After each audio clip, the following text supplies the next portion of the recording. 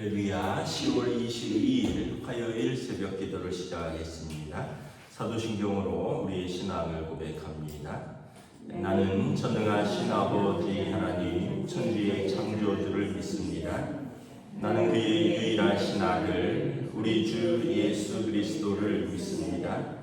그는 성령으로 잉태되어 동정녀 마리아에게서 나시고 본디오 빌라도에게 고난을 받아 십자가에 못 박혀 죽으시고 장사된 지 사흘 만에 죽은 자 가운데서 다시 살아나셨으며 하늘에 오르시어 전능하신 아버지 하나님 우편에 앉아 계시다가 거기로부터 살아있는 자와 죽은 자를 심판하러 오십니다. 나는 성령을 믿으며 거룩한 공교회와 성도의 교제와 죄를 용서받는 것과 몸의 부활과 영생을 믿습니다. 아멘. 찬송가 384장 찬양하시겠습니다. 384장 찬양하시겠습니다.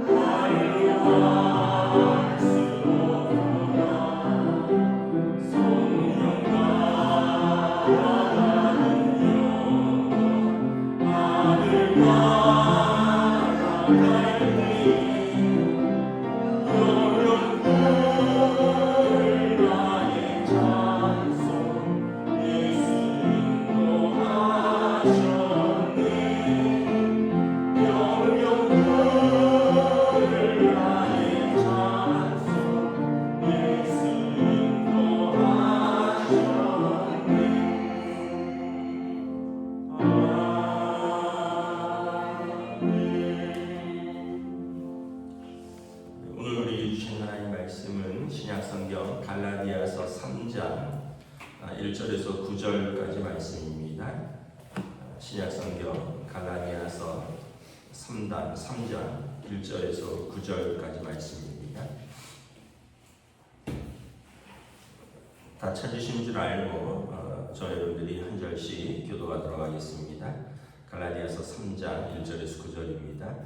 어리석도다 갈라디아 사람들아, 예수 그리스도께서 십자가에 못 박히신 것이 너희 눈앞에 밝히 보이거늘 누가 너희를 꾀더냐? 내가 너희에게 다만 이것을 알려 하노니 너희가 성령을 받은 것이 율법의 행위로냐 혹은 듣고 믿음으로냐? 너희가 이같이 어리석으냐? 성령으로 시작하였다가 이제는 육체로 마치겠느냐? 너희가 같이 많은 괴로움을 헛되이 받았느냐? 과연 헛되냐? 너희에게 성령을 주시고 너희 가운데 능력을 행하시는 이의 일이 율법의 행위에서냐 혹은 듣고 믿음에서냐? 아브라함이 하나님을 믿음에 그것을 그에게 의로 정하셨다 한것 같습니다. 그런즉 믿음으로 말미암은 자들은 아브라함의 자손인 줄 알지어다. 하나님이 이방을 믿음으로 말미암아 의로 정하실 것을 성경이 미리 알고 먼저 아브라함의 복음을 전하되 모든 이방인이 너로 말미암아 복을 받으리라 하였느니라. 함께 있습니다. 그러므로 믿음으로 말미암은 자는 믿음 있는 아브라함과 함께 복을 받느니라. 아멘. 할렐루야. 네, 오늘도 새날을 주셨습니다. 하나님께서 은혜와 평강으로 함께 해주시기를 축복합니다. 갈라디아서는 주제가 명확합니다. 두 가지인데 이신칭의 믿음으로써 의롭게 된다라는 것이고 두 번째는 자유의 복음입니다. 그래서 우리가 죄와 율법으로부터 자유하여 예수 그리스도 안에서 생명과 또 자유의 법을 누린다라는 것입니다. 이 갈라디아 교회는 말씀드렸지만 이방인 지역의 교회입니다. 바울 사도가 1차 전도 여행 중에 그 갈라디아 지역, 지금 과거에 소아시아라고 했는데 지금 터키 그 내륙 쪽에, 그러니까 사도행전 13장 이후에 보면 뭐 이고니온, 루스드라, 뭐 더베, 비시디, 안디옥 요 지역들인데 그 당시 이제 헬라 문화권에 있는 이방 지역에 바울 사도가 복음을 전하면서 교회가 세워졌습니다. 바울 사도가 전한 것은 무엇이냐면 예수께서 그리스도이시다. 예수는 이름이고 그리스도는 직책이죠. 예수께서 기름 부음 받은 자 되신다. 예수님께서 하나님의 아들로서 이 땅에 오셔서 우리의 죄를 십자가에서 속량하셨다. 그러므로 이를 믿는 자는 죄에서 용서받고 하나님의 자녀가 된다. 이것을 가르쳤는데 이제 유대인들이 이제 이방인들 사이에 이제 섞여 있고 또 유대인들이 예루살렘에서부터 또 이 이방 교회에 다니면서 이제 전한 것은 뭐냐면 바울 사도가 다 가르치지 않았다는 거죠. 이 예수 그리스도를 믿는 믿음 외에 우리 유대인들처럼 할례를 받아야 된다. 그리고 몸에 할례를 받는 것과 더불어 613가지 율법의 조항을 모두 지켜야 된다. 이제 그러야지 우리처럼 이 하나님의 약속의 자녀가 된다라는 거죠. 그래서 이것이 2절에 보면 율법의 행위입니다. 율법의 행위. 몸에 할례를 받는 것, 613가지 조항의 그 율법을 다 지키는 것. 그렇게 되면 이제 이방인들이 이제 혼란이 오는 거죠. 그럼 왜 바울은 절반만 가르쳤느냐? 왜 율법의 행위에 대해서는 우리에게 말하지 않았느냐라는 의문이 생기니까 그 유대에서부터 온 그 유대인 출신 그리스도인들이 바울은 진짜 사도가 아니기 때문이다. 그는 자칭 사도라고 한다. 내지는 그는 그 거짓 복음을 가르친다는 바울 사도의 대적들이 많이 나타났다라는 거죠. 그래서 이것을 변증하기 위하여 갈라디아에 보낸 편지가 갈라디아서입니다. 나는 예수 그리스도 안에서 하나님께서 직접 부르신 사도이며 내가 전한 복음 외에 다른 복음은 없다. 천사라도 다른 복음을 전하면 저주를 받을 것이며 우리가 구원을 얻는 것은 율법의 행위가 아니라 믿음으로 얻는 것이다.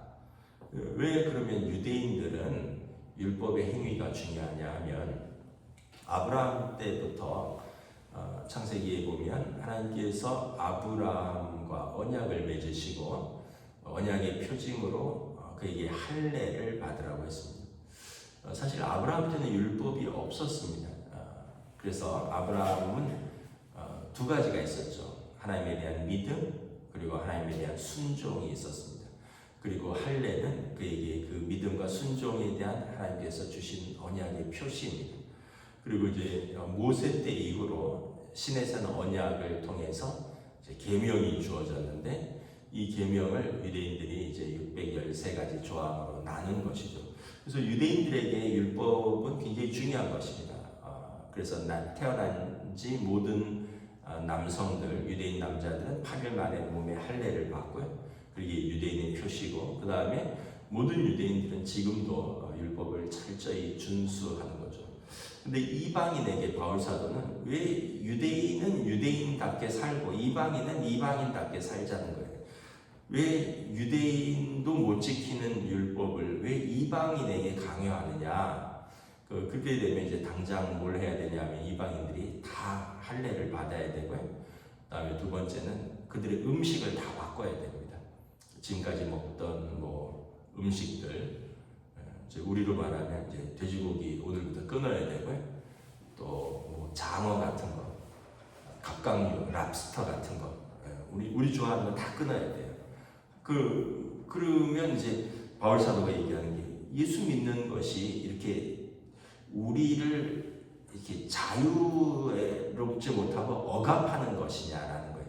예수 믿고 하나님의 자녀가 되는 그 구원을 받는 길이 우리를 이렇게 부자연스럽게 하고 우리를 억압하는 것이냐. 그래서 1절에 보면 어리석도다 갈라디아 사람들아, 예수 그리스도께서 십자가에 못 박히신 것이 너희 눈앞에 밝히 보이거늘 누가 너희를 꾀느냐. 여기 보면 그들을 꾀는 사람들이 있고요. 그리고 그것에 넘어가서 마음이 흔들리는 사람들이 있다라는 거죠. 이 너희를 꾀는 사람들은, 갈라디아 사람들을 꾀는 사람들은, 다른 복음을 얘기하는 사람들은 유대인 출신 그리스도인들입니다. 유대로부터 와서 이제 바울 사도 말고 또 복음을 전하는데, 이들이 이제 바울 사도가 전한 예수 그리스도 외에 할례와 613가지 율법 조항 준수를 말하면서, 그러니까 이제 여기에 갈라디아 교인들이 흔들리는 거죠. 그래야 되나? 바울 사도가 좀 덜 가르쳤나? 그러니까 어리석도다. 예수 그리스도의 십자가가 밝히 보이는데 누가 너희를 꾀더냐? 2절에 보면 너희가 성령을 받은 것이 율법의 행위로냐 혹은 듣고 믿음으로냐. 사도행전 10장에 보면 이방인이 그 로마 군대의 백부장의 그 집에 베드로 사도가 가거든요.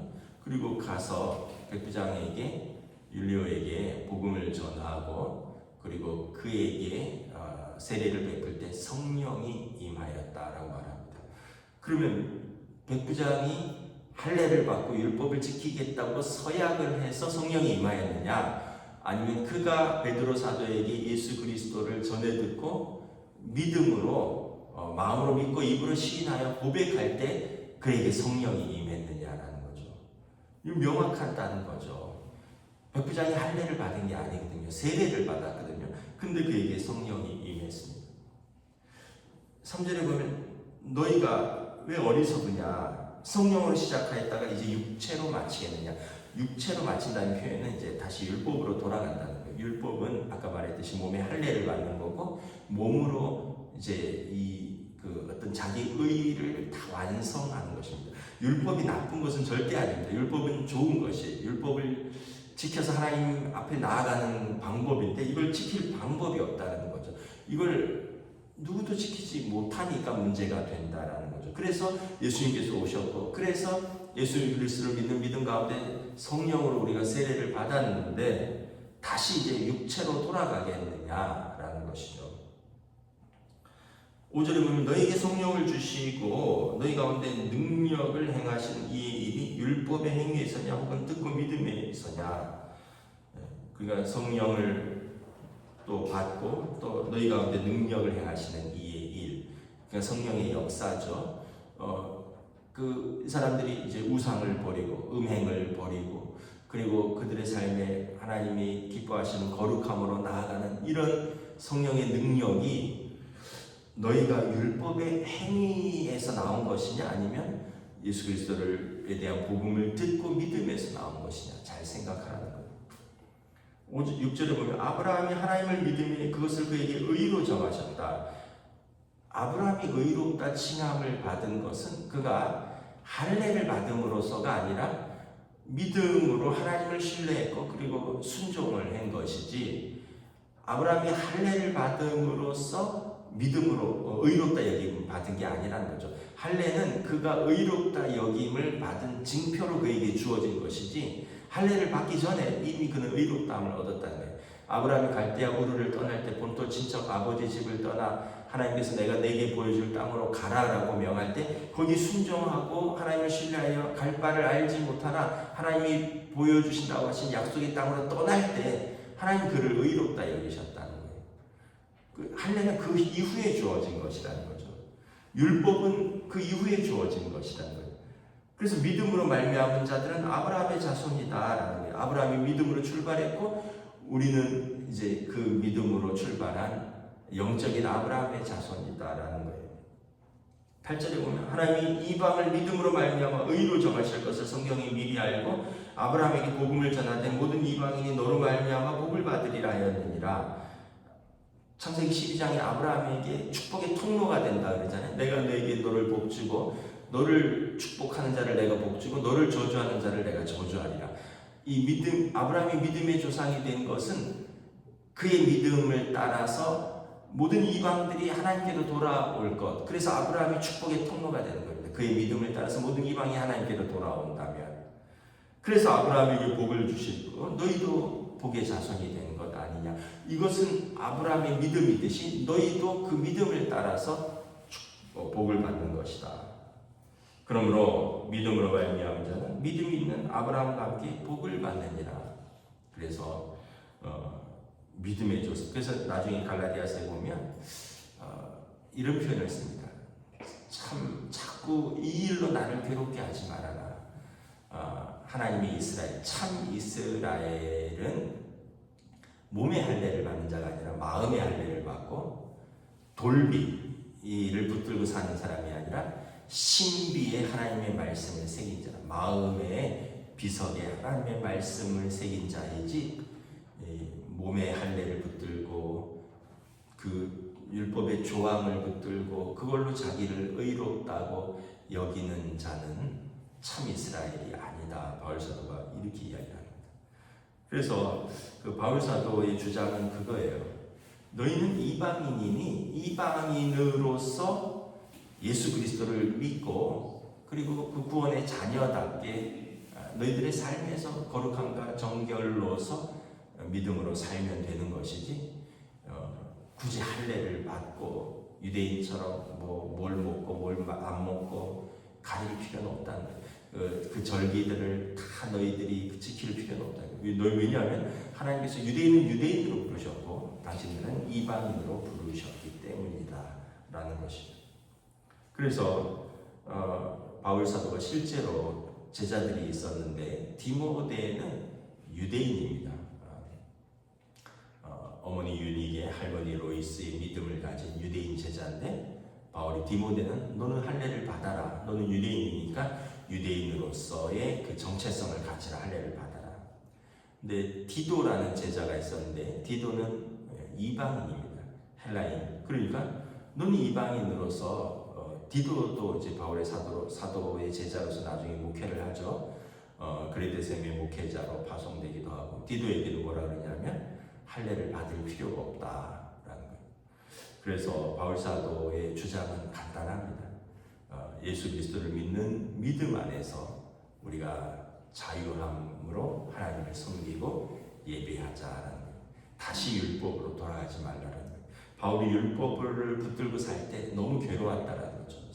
로마서 7장의 말씀처럼 내 마음에 두 가지 법이 있어서 하나님의 법을 지키고자 애를 쓸 때 그것을 지키지 못하는 내 육신 때문에 결국은 내 마음의 법과 육신의 법이 싸워서 나를 죄의 법으로 사로잡아 온 것을 보면서 오라 나는 사망의 몸에서 누가 나를 건져낼고 고민을 했었고 그 율법의 법으로 씨름할 때 그가 그 율법을 지키지 못하는 사람들을 경멸했고 율법을 깨는 자들하고 생각했던 그 교회를 잔해하는 그런 율법에 매였을 때 자기도 괴로웠고 그의 그 어떤 굳은 어떤 신념으로 다른 사람들을 괴롭게 했다는 것을 스스로 고백을 하는 거죠.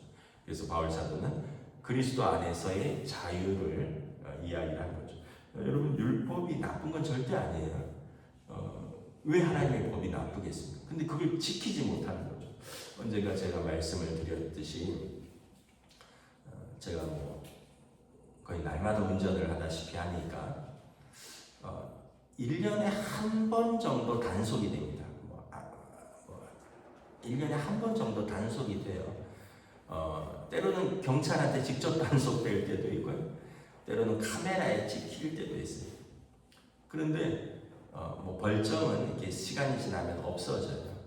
그래서 벌점은 뭐 별로 없는데, 근데 이 경찰청에 이력을 조회를 해보면 이게 쫙 떠요. 쫙 떠요. 이 기록은 없어지지 않아요.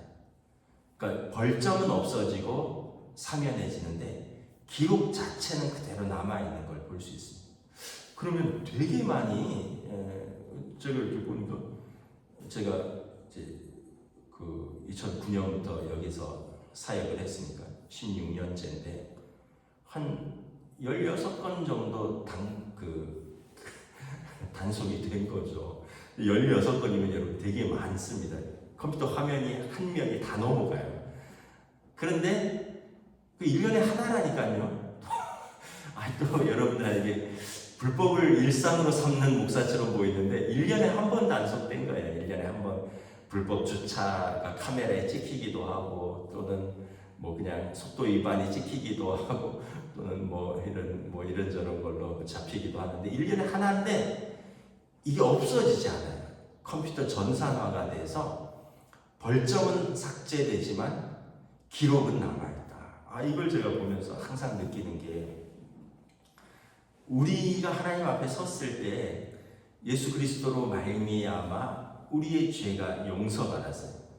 근데 우리의 행위를 만약에 하나님이 다 따진다고 한다면 옛날에 우리 교회 부흥에 오셨던 정주채 목사님이라고 그분이 뭐라 그러셨냐면 여러분 하루에 3번만 죄를 진다고 칩시다. 그러면 하루에 3번 곱하기 365일 하면은 한 1000건 정도 나오잖아요. 대략. 곱하기 여러분의 나이를 곱해보세요. 이러더라고요.